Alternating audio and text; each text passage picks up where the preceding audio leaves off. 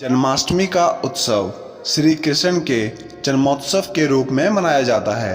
श्री कृष्ण भारतीय जनमानस के ऐसे नायक हैं जिनका चरित्र दार्शनिक होने के साथ साथ बहुत ही व्यवहारिक है। इसीलिए भगवान श्री कृष्ण अपने साथ ऐसी चीज़ें रखते हैं जो जनसाधारण के लिए कुछ ना कुछ संदेश अवश्य देती हैं। इन्हीं में से एक मुख्य है बांसुरी। भगवान श्री कृष्ण हर पल बांसुरी को अपने साथ रखते थे। प्रेम और शांति का संदेश देने वाली बांस की बांसुरी उनकी शक्ति थी।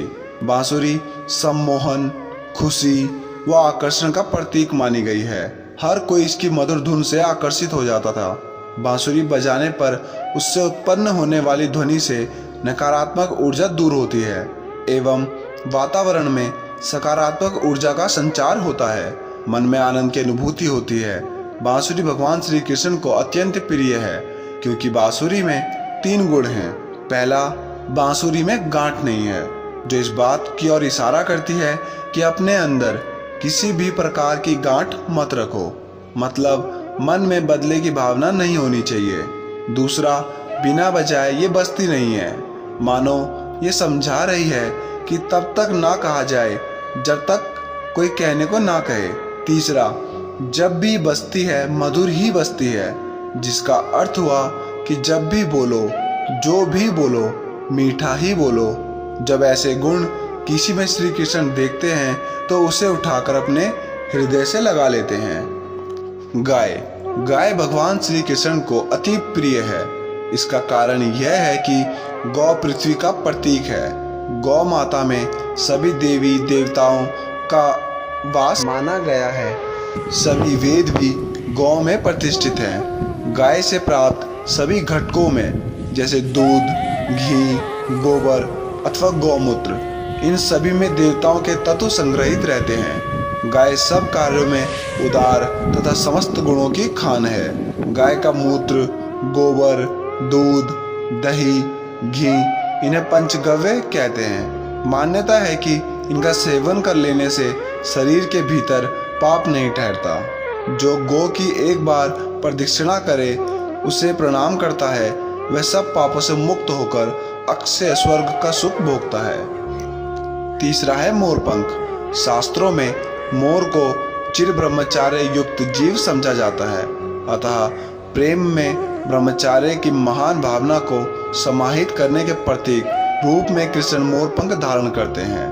मोर मुकुट का गहरा रंग दुख और कठिनाइयों, हल्का रंग सुख, शांति और समृद्धि का प्रतीक माना जाता है। ज्योतिष और वास्तु में मोरपंख को सभी 9 ग्रहों का प्रतिनिधि माना गया है। इसे घर में रखने से सकारात्मक ऊर्जा तो आती ही है, ग्रह दोष भी शांत हो जाते हैं। मोरपंख में सभी देवताओं का वास माना गया है। चौथा है कमल।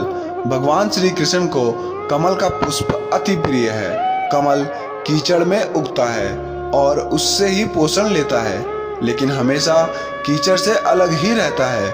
इसलिए कमल पवित्रता का प्रतीक है। इसकी सुंदरता और सुगंध सभी का मन मोहने वाली होती है।